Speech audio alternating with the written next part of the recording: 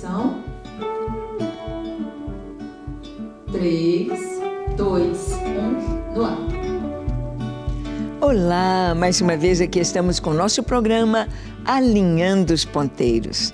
Isso mesmo, queremos estar alinhados com a vontade de Deus, alinhados com a sua palavra e percebemos, quando estudamos a Bíblia, que a Bíblia toda está alinhada completamente com a vontade de Deus, o Antigo Testamento com o Novo Testamento, as promessas de Deus com o cumprimento das promessas do Antigo e do Novo Testamento. É muito lindo ver esta coerência, ver esta verdade, ver esta perfeição nas Escrituras. Fizemos esta série de programas trazendo a história da salvação nos livros do Antigo Testamento, apontando para o Novo Testamento, apontando para Jesus e a salvação. E no programa de hoje, nós veremos este tema, a história da salvação no livro de Sofonias. É um livro tão pouco lido, é um livro escondidinho entre os profetas menores, entre os 12 livros dos profetas menores, mas que traz algumas revelações tão tremendas, porque está nas Escrituras. Vamos ver então a história da salvação no livro de Sofonias. Deixe o seu coração aberto para Deus. Deus vai falar com você. O programa Alinhando os Ponteiros já começou.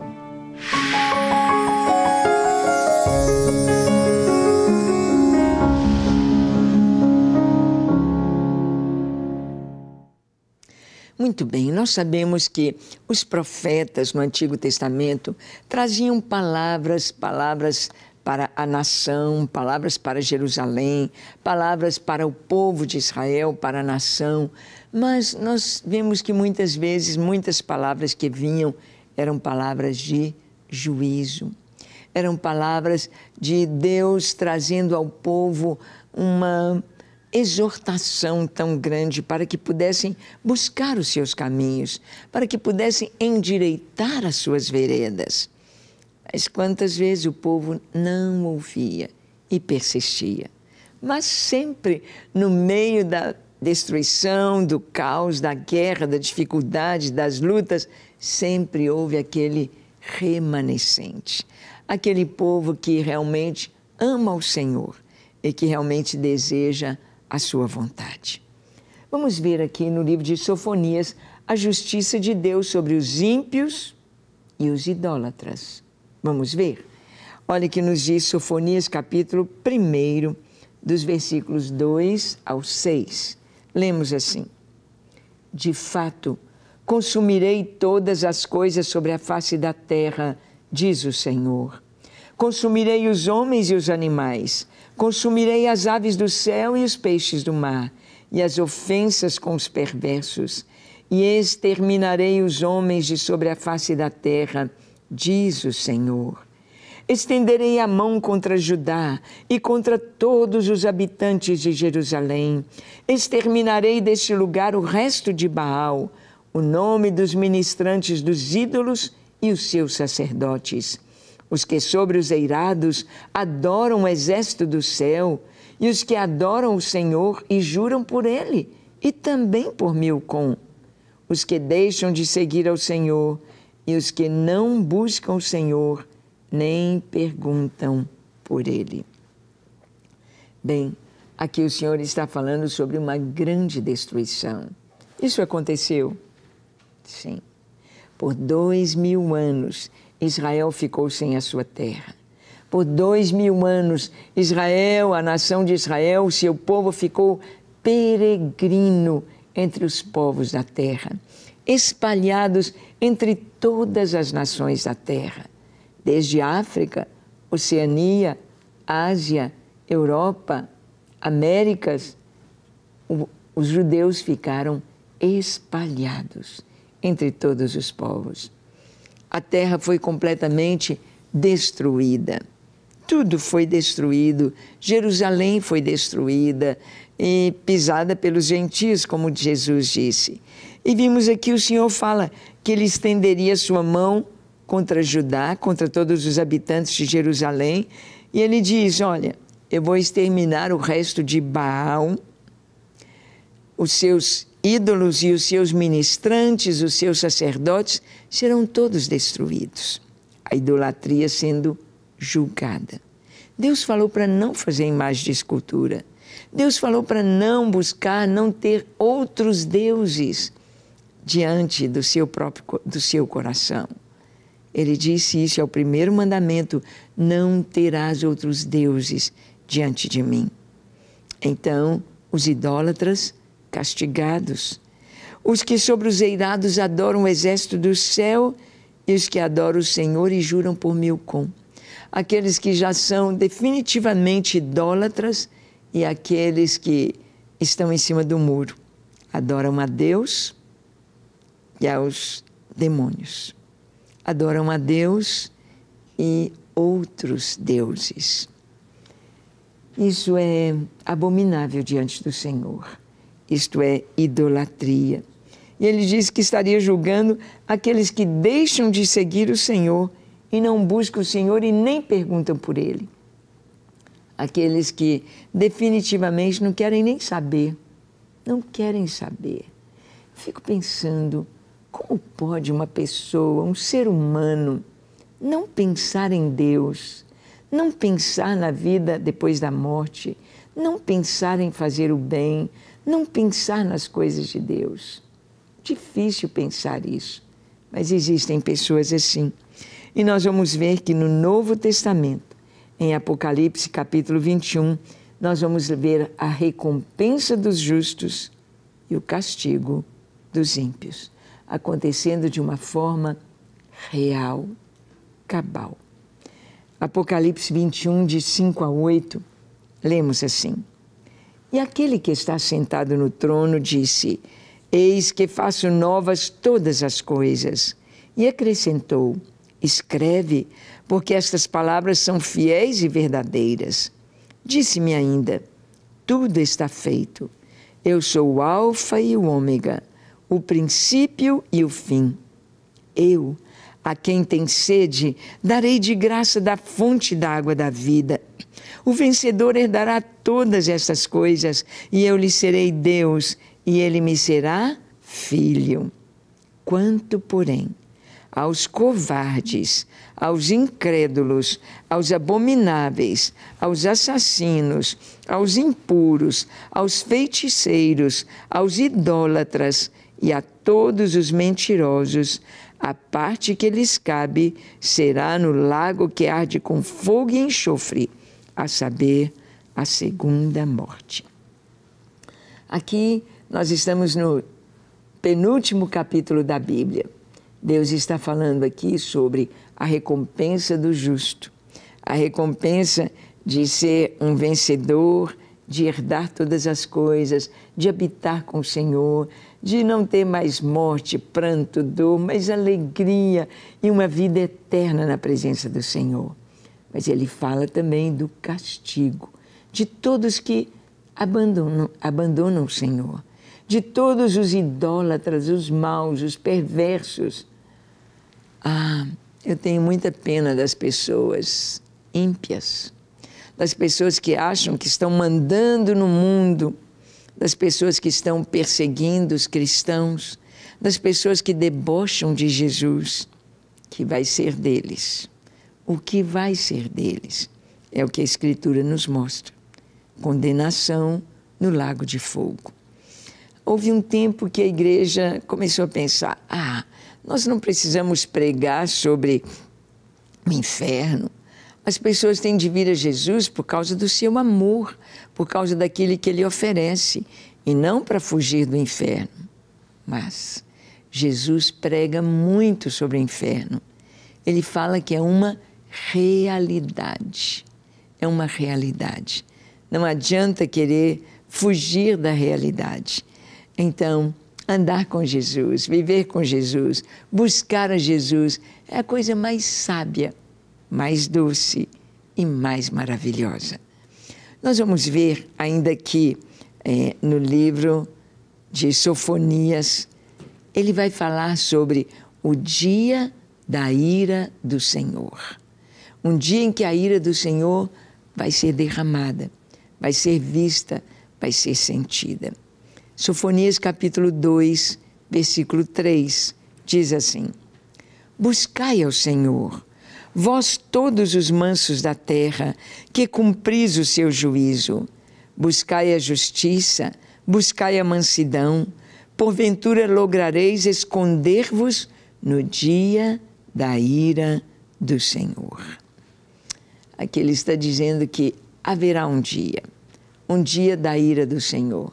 Haverá um dia em que o julgamento, o juízo virá, será derramado sobre a terra. Pois a palavra de Deus nos diz, tudo que o homem semear, isso também ceifará. Lei da ação e reação. Não tem jeito de ter só ação, tem a reação igual no sentido contrário. Ação tem uma reação com a mesma intensidade, mas no sentido contrário. Pessoa que busca o mal, busca o pecado, abandona Deus. O dia da ira é esse dia que as pessoas vão querer se esconder e não poderão. Não acharão um lugar para se esconder de Deus. Mas o profeta diz, buscai o Senhor, buscai o Senhor. Você tem buscado o Senhor? Quem é Deus para você? Deus é tudo, é o centro da sua vida, a razão do seu viver. Deve ser assim. E nós vamos ver que o Novo Testamento nos fala como livrar da ira de Deus, através do arrependimento. O arrependimento que vai trazer o perdão dos pecados, o arrependimento diante de Deus vai livrar da ira. Vamos ver? Está escrito em Atos capítulo 17, versículos 30 e 31. Lemos assim: ora, não levou Deus em conta os tempos da ignorância. Agora, porém, notifica aos homens que todos, em toda parte, se arrependam, porquanto estabeleceu um dia em que há de julgar o mundo com justiça, por meio de um varão que destinou e acreditou diante de todos, ressuscitando dentre os mortos. Que lindo! Aqui está dizendo que Deus, Ele traz o arrependimento. Ele não levou em conta os tempos da ignorância. Aqui é o apóstolo Paulo pregando a mensagem do Evangelho para os gregos, lá no Areópago, lá em Atenas, na capital da Grécia. No meio dos filósofos, no meio dos estudiosos, dos PhD em filosofia, Paulo diz, Deus não levou em conta os tempos de ignorância. Quando a pessoa faz sem saber o que está fazendo, quando ela tem as suas escolhas erradas, sem saber para onde vai.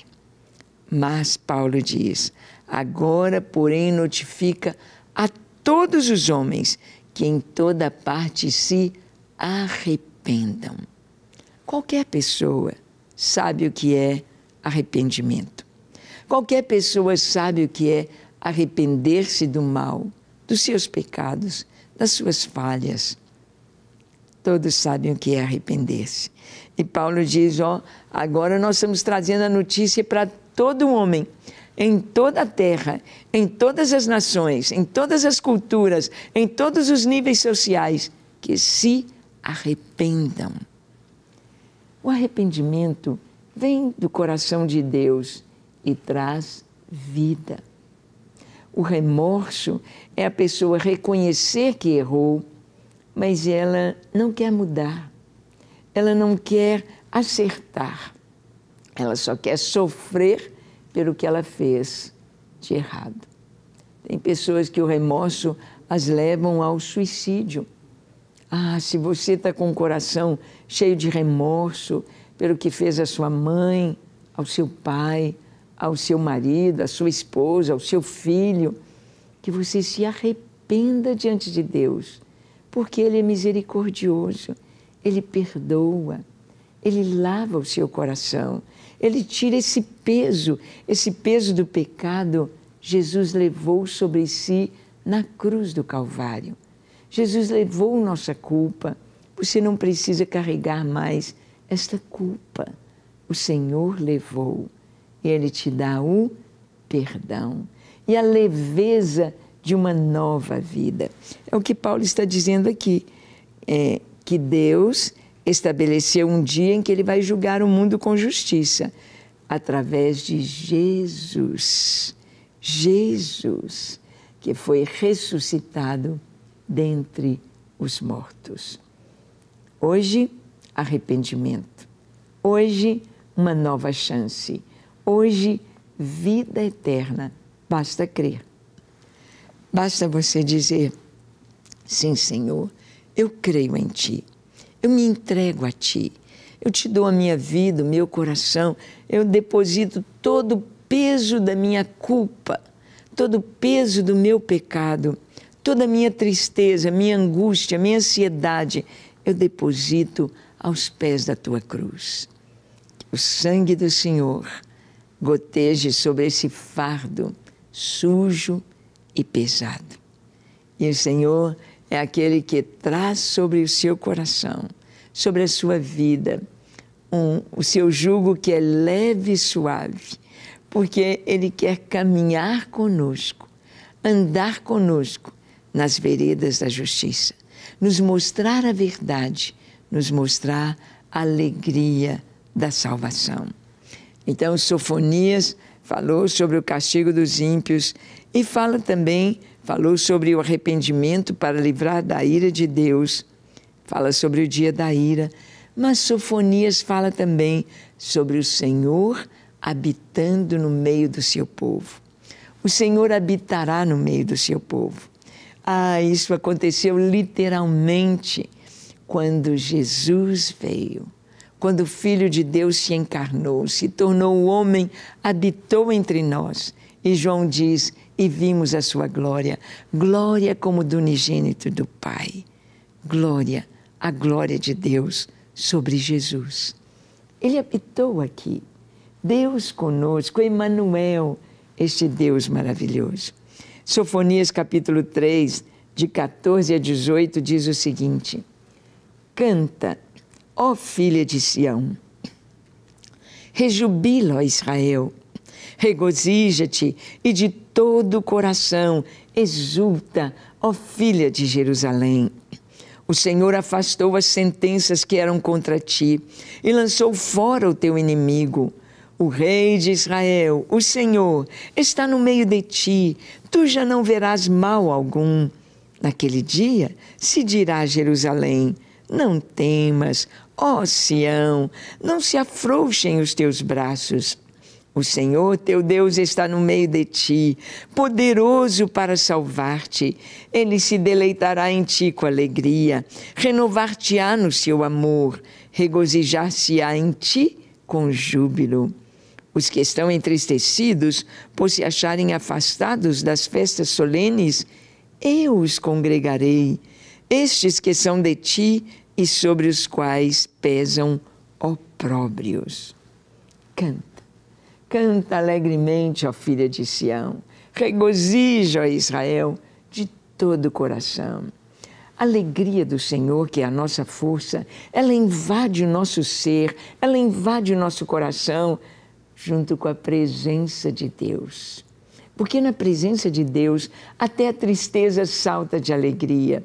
A presença de Deus é cheia, envolvida por uma alegria sobrenatural. Uma alegria nos momentos difíceis, uma alegria nos momentos de dor, de luto, de enfermidade, de lutas, de provas. Essa alegria não nos deixa, essa alegria de termos o nosso nome escrito lá no livro da vida, essa alegria de ter Deus conosco, habitando em nós. Isto mesmo, o Espírito Santo habita em nós e Ele traz como um dos frutos da sua presença, uma das manifestações da presença do Espírito Santo em nós é alegria. Alegria. Olha que a palavra de Deus nos diz em Romanos capítulo 8, de 9 a 11. Diz assim: vós, porém, não estáis na carne, mas no Espírito, e se de fato o Espírito de Deus habita em vós. E se alguém não tem o Espírito de Cristo, esse tal não é dele. Se, porém, Cristo está em vós, o corpo, na verdade, está morto por causa do pecado, mas o Espírito é vida por causa da justiça. Se habita em vós o Espírito daquele que ressuscitou a Jesus dentre os mortos, esse mesmo que ressuscitou a Cristo Jesus dentre os mortos, vivificará também o vosso corpo mortal, por meio do seu Espírito que em vós habita. Ah, que coisa maravilhosa! O Espírito Santo habita em nós. Não habitará, ou algum dia habitou. Ele habita. Está no presente do indicativo. O Espírito Santo habita em mim, habita em você. Ele veio morar em nós. Ele veio para estar conosco todos os dias até a consumação dos séculos. O Espírito Santo está aqui para nos ensinar, para enxugar as nossas lágrimas, para nos animar, para nos fortalecer, para nos renovar e para operar milagres e maravilhas, para ouvir a nossa oração, para nos ensinar a palavra de Deus, para nos ensinar todas as coisas, para que nós possamos ser sábios, frutíferos e cheios da sua graça.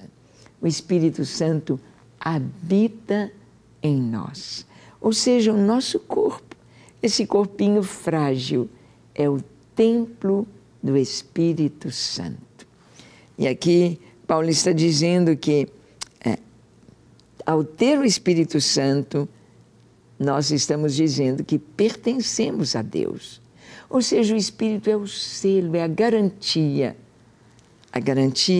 de que o nosso nome está escrito lá no livro da vida. A garantia de que pertencemos ao Senhor, que a nossa vida é dele, de que somos filhos de Deus.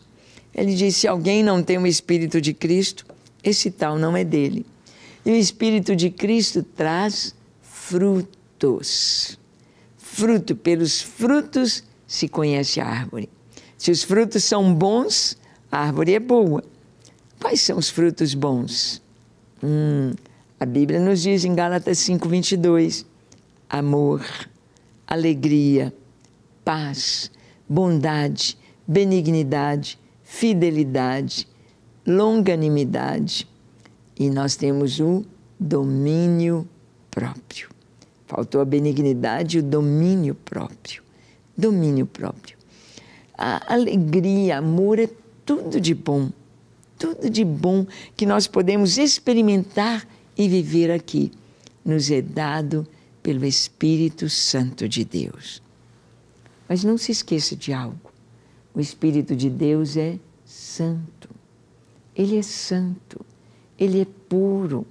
Ele não se alegra com a injustiça, com a maldade, com a sujeira, com o pecado.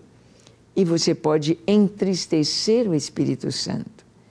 Nós entristecemos o Espírito Santo desobedecendo, fazendo coisas que não agradam a Deus. E podemos até apagar o Espírito Santo, removê-lo de dentro de nós. Não quero que você me domine, não te quero. Nós podemos extinguir. Se extinguir esta chama, não há vida, não há. Então, é tão importante. Nós sabemos que este selo, o Espírito Santo, é vivo e é vida. E ele nos traz um entendimento das coisas espirituais. Vamos orar nesta hora. Coloque a sua vida diante de Deus. Coloque sua casa, sua família, suas necessidades, sua angústia, suas preocupações. Vamos orar ao Senhor. Diga comigo assim. Feche seus olhos. Se for possível, se ajoelhe e diga: Senhor, eis-me aqui em Tua presença. Eu te entrego o meu coração, a minha vida, com tudo que sou, com tudo que tenho. Perdoa os meus pecados. Lava completamente o meu coração, me purifica de toda iniquidade, de tudo que não te pertence, e encha-me da tua doce presença. Ó Senhor, eu preciso de ti, eu preciso do teu amor, eu preciso do teu perdão, eu preciso de ti. Quero ser cheio do teu Espírito e obedecer a tua palavra. Ajuda-me, sou teu, hoje e para sempre. Amém, amém e amém. Graças a Deus. Nosso Deus é bom, sua misericórdia dura para sempre. E em cada geração é a sua fidelidade. Deus te abençoe, fique firme. E até o nosso próximo encontro, quando aqui estaremos compartilhando com você as Escrituras, alinhando os nossos ponteiros. Até lá.